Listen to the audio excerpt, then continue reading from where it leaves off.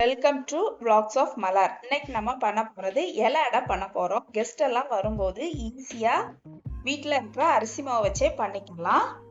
அதுக்காக ஃபர்ஸ்ட் ஒரு 1.5 கப் தண்ணி கொதிக்க வைக்கணும். அந்த மாவு மிக்ஸ் பண்ணிடுறதுக்காக, வெளியே உள்ள பேட்டர் மிக்ஸ் பண்றதுக்காக நல்லா கொதிக்கணும் தண்ணி. அதுக்காக 1 கப் அரிசி மாவுக்கு 1.5 கப் தண்ணி நான் கொதிக்க வச்சு எடுத்திருக்கிறேன். அவ்வளோ தண்ணியும் தேவைப்படுமானா ஒவ்வொரு மாவை பொறுத்து.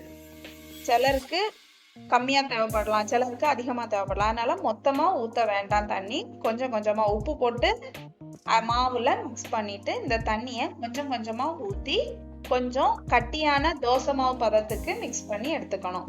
ரொம்ப தண்ணியா ஆயிராம, அப்படின்னா இலை ஊத்தும்போ கீழே ஒழுகி போயிடும், நிக்காது.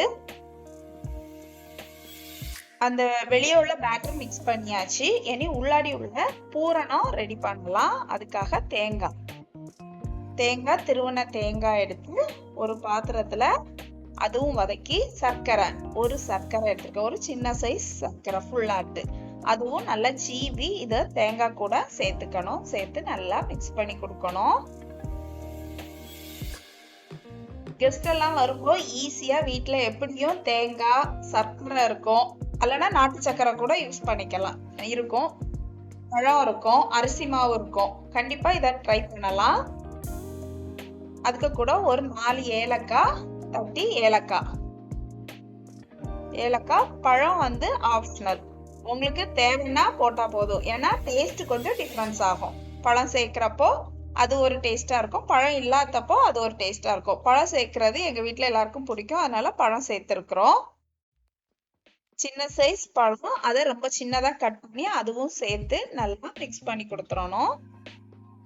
சீக்கிரமாவே பண்ணிடலாம். இது நம்ம ஆவிதான் ஏத்தி எடுக்க போறோம். அதுக்காக ஆவி ஏத்துறதுக்கு தண்ணி வச்சுட்டு நம்ம பாத்திரத்துல ஒரு இலை எடுத்துக்கணும். இலைய சின்ன சின்ன பீஸா கட் பண்ணி நல்லா வாஷ் பண்ணி எடுத்துக்கோங்க. அதுல ஒரு கரண்டி வச்சு ஊத்தி தோசை மாவு பரத்துற மாதிரி, ரொம்ப பரத்த வேண்டாம். நம்ம எடுத்து வைக்கிறப்போ சைட்ல சிந்தோம், நம்ம இப்படி ஃபோல்ட் பண்றப்போ கொஞ்சம் சிந்ததுக்கு சான்ஸ் இருக்கு.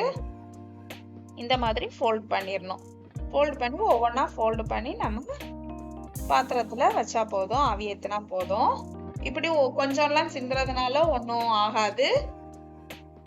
ரொம்ப திக்கா இருந்ததுன்னா ஹார்ட் ஆயிரும். அதனாலதான் கொஞ்சம் லூஸா, ஆனா ரொம்ப லூஸும் ஆயிடக்கூடாது.